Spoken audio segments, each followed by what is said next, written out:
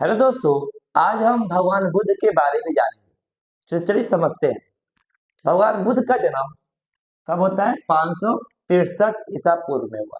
यानी ईसा मसीह के जन्म से पहले 563 ईसा पूर्व। ध्यान दीजिएगा, 563 ईसा पूर्व यानी ईसा मसीह के जन्म से पहले की बात कर रहे हैं। इनका जन्म होता है। अगर हम बात करें इनकी मृत्यु को, तो इनकी मृत्यु होती है 483 ईसा पूर्व। यहाँ भी क्या होगा? ईसा पूर्व। अब आपको लगा कि जन्म हुआ है 563 में, तो मृत्यु 600 में होनी चाहिए थी। लेकिन क्या हो रहा है कि मृत्यु कब हो रही है? 483 में। तो ध्यान दीजिएगा, ईसा मसीह के जीवन को अगर हम जीरो लेते हैं, इस समय जो टाइमिंग था, अगर 300 है, उसके बाद कितना आएगा? उसके बाद टाइमिंग है 299। ऐसे करते करते कितना आएगा? Zero day. तो उस समय टाइमिंग क्या था? घटता था। इसी वजह से भगवान बुद्ध का जन्म कब होता है? 563 में, और मृत्यु होता है 483 में। चलिए, तो भगवान बुद्ध का जन्म कहाँ होता है? नेपाल में। नेपाल के लुम्बिनी में। आपको याद रखना है कि भगवान जो बुद्ध थे, उनका जन्म नेपाल के लुम्बिनी में होता है, जो आपको दिखा रहा होगा। और आगे बात करते हैं। जो भगवान बुद्ध थे, उनके बचपन का नाम सिद्धार्थ है। यहाँ लिखा हुआ उनके बचपन का नाम क्या था? सिद्धार्थ था। और अगर बात करें उनकी माता जी का नाम महामाया, और पिताजी का नाम क्या था? सुद्धोधन। यानी भगवान बुद्ध के बचपन का नाम सिद्धार्थ, उनके पिताजी का नाम था सुद्धोधन, और उनकी माता जी का नाम था महामाया। लेकिन जानते हैं, महामाया भगवान बुद्ध को जन्म देने के बाद केवल 7 दिन बाद क्या हो गया? मर गए। 7 दिनों के बाद इनकी मृत्यु हो गई। और इनको पालने के लिए कौन है? उनकी मौसी। उनकी मौसी आती हैं। इनकी मौसी का नाम था प्रजापति गौतमी। ये भी आपको ध्यान देना है कि भगवान बुद्ध की माता श्री डेथ कर गई थी, और उनकी जो मौसी थी, जिनका नाम था प्रजापति गौतमी, उन्होंने उनका लालन पालन किया था। बाद में इनका विवाह होता है। किसका विवाह होता है? भगवान बुद्ध का। अगर बात करें तो बचपन का नाम क्या था इनका? सिद्धार्थ। और जब इनका विवाह होता है, तो विवाह जिससे होता है, इनका नाम था यशोधरा। और अगर बेटे की बात की जाए, तो बेटा का नाम क्या था? राहुल था। बेटा का नाम क्या था? राहुल था। कोई दिक्कत आई? अब बात करते हैं, अभी हम बताया कि इनका जन्म स्थान कहाँ पे? नेपाल के लुम्बिनी में। और जो इनके पापा जी थे, पापा का मतलब सुद्धोधन, ये बहुत बड़े शाक्त कुल के मुखिया थे। अगर हम बोले तो कहीं ना कहीं वहां के पावरफुल व्यक्ति थे। वहां के कबीले के राजा बोल सकते हैं। कौन सा कुल था? शाक्त कुल। आपको लगे कि शाक्त कुल होता क्या है, तो ध्यान दीजिएगा। शाक्त कुल का मतलब क्या होता है कि जैसे कि किसी का कश्यप गोत्र है, किसी का कोई अलग गोत्र है, उसी प्रकार से इनका क्या था? शाक्त कुल था। भगवान बुद्ध के जो पिताजी थे, वे चाहते थे कि उनका बेटा उन्हीं की तरह क्या बने? एक अच्छा शासक बने, एक अच्छा व्यक्ति बने। लेकिन जैसे ही भगवान बुद्ध छोटे थे, तो उनके घर पे क्या आते? गुरु आते। और जैसे ही गुरु आते, उनके हाथों को देखने के बाद कहें कि जो आपका बेटा है, या तो बहुत बड़ा संत बनेगा, या तो एक ऐसा बाबा बनेगा जिसके हाथों में पैसा कोई होने वाला नहीं है। आपका बेटा या तो कोई ज्ञानी पुरुष बनेगा, या तो कोई संत बनेगा, और इसे कोई मोह माया नहीं होगा। आपके किसी धन के लायक ही नहीं है। ये पूरा त्याग देगा और जिंदगी में सन्यास बन जाएगा। उसके पिताजी को लगा कि अगर मेरा बेटा इन सब चीजों को त्याग देगा, तो कैसे जिएगा, कैसे रहेगा। तब उसके पिताजी, जिनका नाम क्या था आपका? सुद्धोधन, उन्होंने क्या क्या किया कि अपने बेटे सिद्धार्थ को घर में रख दिया, और घर के अंदर ही शिक्षा देना, घूमना, मतलब घर जो था कैंपस नुमा था, और सारा चीज वहीं पे था। हर एक तरीके से बिगाड़ने के लिए उसके पिताजी कार्य कर रहे थे, ताकि वो ज्ञान या अध्यात्म की दृष्टि में ना जाए। उसका शुरुआत में क्या करें? विवाह करा दिया गया था। लेकिन क्या होता है कि उसका एक साथी था, नाम था चन्ना। क्या होता है कि चन्ना के साथ भगवान बुद्ध बाहर निकलते हैं, जिनका बचपन का नाम सिद्धार्थ था। तो सिद्धार्थ चन्ना जो सारथी था, रथ पे बैठाता है और घर से बाहर घुमाने के लिए जाता है। और जाने के बाद भगवान बुद्ध को चार दृश्य दिखाई देते हैं। पहला जो दृश्य था वे थे वृद्ध व्यक्ति। वृद्ध व्यक्ति का मतलब था बुजुर्ग व्यक्ति। अब बुजुर्ग व्यक्ति जो देखा कि कहते ये कौन है, ये कौन बुजुर्ग व्यक्ति है, ये कैसा हो गया इनका शरीर।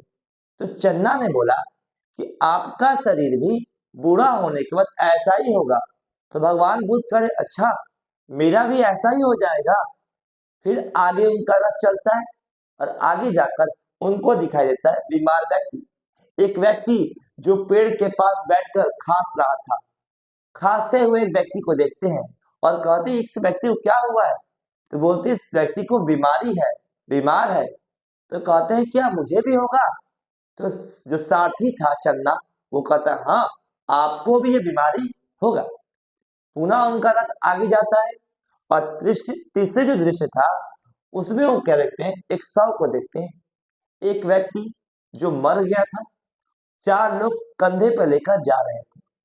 तो व्यक्ति तो ये क्या नाम है आपके, जो हमारे सिद्धार्थ है ये कहते हैं कि आखिर इस व्यक्ति को लोग क्यों कंधे पे लेकर जा रहे हैं। तो बोलते हैं व्यक्ति मर चुका है। मर गया मतलब कि संसार को छोड़कर चला गया है। तो बोलते क्या मैं भी इस संसार को छोड़ दूंगा। तो फिर इनका गाड़ी आगे क्यों चलता है, रथ आगे क्यों चलता है। और उनको पांचवा दृश्य जो चौथा दृश्य था वो दिखाई देता है सन्यासी व्यक्ति। एक व्यक्ति वृक्ष के नीचे बैठे हुए थे, ना तो कोई अन्न का लालच था ना कोई गहने का लालच था, अपने तपस्या में लीन थे। तब कहे कि ये कौन व्यक्ति है, बहुत ही तेज प्रवृत्ति के लग रहे हैं। तो बोला कि सन्यासी हैं। तो कहा कि ये बहुत अच्छा है।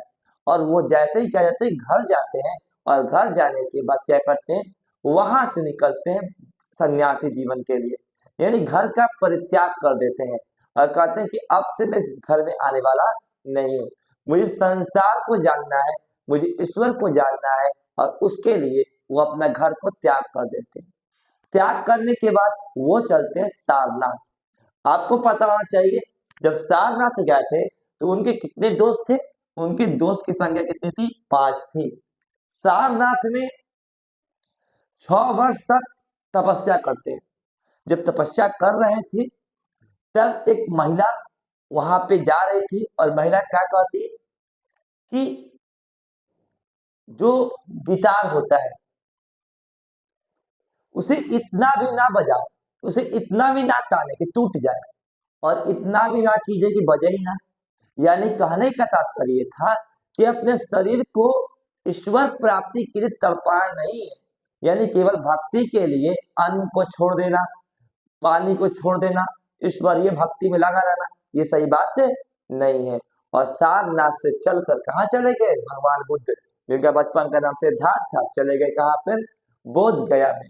बोध गया में पूर्णिमा के दिन उन्हें पीपल के वृक्ष के नीचे फल्गु नदी के पास क्या होता है, ज्ञान की प्राप्ति होती है, जिसे हम लोग बोध गया के नाम से जानते हैं। आपको पता होना चाहिए यहाँ पे उसको निरंजना नदी भी बोलते हैं, फल्गु नदी या निरंजना नदी। ये सब चीजें उनके ज्ञान की प्राप्ति के मार्ग थे। लेकिन ज्ञान प्राप्ति से पहले कोई ना कोई गुरु से शिक्षा जरूर लिए। तो उनके गुरु भी थे, उनके गुरु का नाम था अलार कलाम। इससे उन्होंने शाक्य दर्शन की शिक्षा ली थी। और उसके बाद रुद्रक राम, इससे इन्होंने योग की शिक्षा ली थी। और इन्हीं को उनका वास्तविक गुरु माना जाता है रुद्रक राम को। रुद्रक राम से ही क्या किया था, इन्होंने योग की शिक्षा ली थी। तो ये सब चीजें आपको पता होना चाहिए। आगे अगर बात करें यहाँ पे तो गया में पीपल वृक्ष बताया है, जैसा कि आपको निरंजना फल्गु नदी के किनारे ज्ञान की प्राप्ति होती पूर्णिमा के दिन। अच्छा, इनके जो प्रिय शिष्य थे नाम था आनंद और दूसरा नाम था उपालिक। आनंद और उपालिक। और आनंद के कहने पर ही भगवान बुद्ध ने बौद्ध धर्म में महिलाओं की अनुमति दी थी। जब बौद्ध धर्म शुरू हुआ था तो उस समय महिलाओं को अनुमति नहीं थी, लेकिन उनके शिष्य क्या नाम है आपका आनंद के कहने पर महिलाओं को अनुमति दिया गया। और 2 महिलाएं जो थी वो भगवान बुद्ध के यानी बौद्ध धर्म से जुड़ी और पहला का नाम था गौतमी और दूसरा का नाम था अम्रपाली। ध्यान दीजिएगा, ये गौतमी और कोई नहीं, उनकी मौसी थी। आगे अगर हम बात करें तो आगे जन्म तो देख लिए और मृत्यु जब कब हुआ था, 483 ईसा पूर्व। क्या हुआ था? पावापुरी में हुआ था। अब यहाँ पे समझिएगा थोड़ा सा और कहानी। उन्हीं के एक शिष्य था, नाम था चंदू। चंदू क्या काम करता है कि भगवान बुद्ध को शुकर मांस देता है। शुकर मांस को मशरूम कहते हैं और मशरूम खाने के बाद भगवान बुद्ध को क्या होता है, डायरिया हो जाता है और जिसकी वजह से वो क्या होते हैं, मर जाते हैं। तो उन्होंने अपना प्राण कहाँ त्याग दिया था? पावापुरी में। और सारनाथ में उन्होंने पहला उपदेश भी दिया था, जैसा कि सारनाथ में वो गए थे, 6 वर्ष के बाद बौद्ध गया में गए, बौद्ध गया में ज्ञान की प्राप्ति हुआ, फिर वह सारनाथ गए अपने उन्हीं मित्रों के पास जिनको जहां पर वो शुरुआत किए थे। ध्यान दीजिएगा, तो पहला उपदेश कहाँ दिए? सारनाथ में। और सर्वाधिक कहाँ दिए? तो श्रावस्ती में दिए। ठीक है, पहला सारनाथ में और सबसे अधिक कहाँ दिए? श्रावस्ती में। उनकी मृत्यु कहाँ पे हुई है? पावापुरी में हुई है। जन्म कहाँ हुआ है? तो जन्म हुआ है लुम्बिनी में और ज्ञान की प्राप्ति हुई है बोध गया में। तो आपको ये सब चीजें मालूम होनी चाहिए। अच्छा, जब ज्ञान की प्राप्ति हुआ तो इन्हें लाइट ऑफ एशिया कहा गया। तो ये भी आपको ध्यान देना, लाइट ऑफ एशिया भगवान बुद्ध को कहने का रीजन था ज्ञान की उत्पत्ति, ज्ञान का भंडार और ज्ञान के बारे में लोगों को परिचित कराना। अगर हम बात करें तो इनके 4 वृत्तांत, पहला है संसार दुखों से भरा है, दूसरा है हर दुख का कोई ना कोई कारण है, तीसरा सभी दुख का कारण इच्छा है और चौथा इच्छा पर नियंत्रण पाया जा सकता है। इस चारों के चारों 12th के हिस्ट्री में क्वेश्चन पूछ देता है, तो आपको 4 चीजें याद रखनी होगी। संसार दुखों से भरा है, सही बात है। अगर आपको लगता है संसार दुखों से भरा है, सही है, लेकिन हर दुख का कारण कोई ना कोई कारण है, मतलब कोई ना कोई दुख है उसके कारण अवश्य होगा। और कारण की बात करें तो उसमें मेन कारण क्या होता है? आपका इच्छा। अगर इच्छा ही मर जाए, इच्छा ही खत्म हो जाए तो दुख होने वाला नहीं है। हमें चाहत होती है किसी चीज की, इच्छा होता है कि मिल जाए, लेकिन जब इच्छा ही छोड़ देंगे तो क्या कभी दुख होगा? ये था इनके 4 वृत्तांत। और इसके बाद अगर हम बात करें, इच्छा पर नियंत्रण पाया जा सकता है और पाने के लिए उन्होंने अष्टमार्ग यानी 8 मार्ग, अष्टांगिक मार्ग के बारे में बताया था। तो जब पढ़ेंगे तो जानेंगे अष्टांगिक मार्ग होता क्या। लेकिन हमारा टॉपिक है एजुकेशन से, तो आइए समझते हैं। अब बात करते हैं कि भगवान बुद्ध की मृत्यु के बाद इनके धर्म को बढ़ाने के लिए अलग अलग क्या किए गए? संगीतियां बुलाई गई। तो प्रथम संगीति 483 में बुलाई गई थी। कहां पर? राजगीर में। ये प्रश्न पूछता है कि प्रथम संगीति कहाँ हुई थी? राजगीर में। और राजा कौन थे? अजात शत्रु। तो ये भी ध्यान देना है, प्रथम संगीति 483 में राजगीर में, और अजात शत्रु उस समय क्या थे? राजा थे। दूसरी जो संगीति होती है वो 100 वर्ष के बाद होती है, यानी होती है 383 ईसा पूर्व। ध्यान दीजिएगा, टाइमिंग घटता है ईसा पूर्व। कहाँ हुआ था? दूसरा वैशाली में हुआ था। और उस समय राजा कौन थे? क्या नाम था? काला शोक। ठीक है, अगला अगर बात करें थर्ड जो बौद्ध संगीति था वो कहाँ हुआ था? कब हुआ था? 255 ईसा पूर्व में। और कहाँ हुआ था? पाटलिपुत्र में। किसके समय हुआ था? अशोक के समय हुआ था। ठीक है, ये पुरोहित से एग्जाम में नहीं आता है, पढ़ेंगे भी कोई दिक्कत नहीं है, ये आता होता नहीं। चौथा जो बौद्ध संगीति था, चौथा जो प्रथम शताब्दी में हुआ था, यानी ईसा मसीह के जन्म के समय। कहाँ हुआ था? कुंडलवन में हुआ था। और उस समय राजा कौन थे? कनिष्क। कुंडलवन कहाँ पे? जम्मू कश्मीर में। ठीक है, ये आपको ध्यान देना होगा, जम्मू एंड कश्मीर, तो ये जगह कुंडलवन वहां पे। अब बात करेंगे चौथा बौद्ध संगीत, इंपॉर्टेंट है। चौथा बौद्ध संगीति से क्या हुआ था? बौद्ध धर्म 2 भागों में टूट गया था। एक था हीनयान, दूसरा था महायान। यानी ध्यान देना है कि हीनयान और महायान ये 2 धर्म, एक ही धर्म से 2 शाखा टूट गया, हीनयान महायान। हीनयान ध्यान दीजिएगा, भगवान बुद्ध के विचारों को मानता है, एकदम जो भगवान बुद्ध कहा गया उसी को मानेगा, उसमें कोई चेंजिंग करने वाला नहीं है, कोई परिवर्तन करने योग्य नहीं है। लेकिन जो महायान होता है वो परिवर्तनशील होता है, परिवर्तनवादी होता है। और ध्यान दीजिएगा, इसीलिए महायान समय अनुसार अपने चीजों में परिवर्तन ला सकता है। बाद में महायान भी 2 भागों में टूट गया, एक था शून्यवाद, दूसरा था ब्रजयान। इस तरीके से टूटता गया। जैसे नागा नागार्जुन किसके शिष्य थे? शून्यवाद को मानने वाले थे। अगर हम बात करें, भगवान बुद्ध ने 3 दर्शन दिए। पहला है अनेश्वरवाद। अनेश्वरवाद का मतलब कोई भगवान नहीं, कोई भगवान है ही नहीं। दूसरा शून्यवाद। शून्यवाद का मतलब कोई किसी का अस्तित्व नहीं है, अस्तित्व ही नहीं है किसी का। आप यहाँ आए, आपका कोई अस्तित्व नहीं है। और तीसरा क्या है? क्षणिकवाद। क्षणिकवाद का मतलब कोई व्यक्ति अस्थायी है ही नहीं। हम सभी क्या है? कुछ समय के मेहमान हैं, चले जाएंगे। हम तो केवल किराए के भाड़ेदार हैं, कुछ समय बाद क्या होगा? धरती से चले जाएंगे। तो ये इन्होंने क्षणिकवाद में डाला था। तो आज के लिए इतना ही, मिलते हैं अगले वीडियो में, तब तक के लिए धन्यवाद।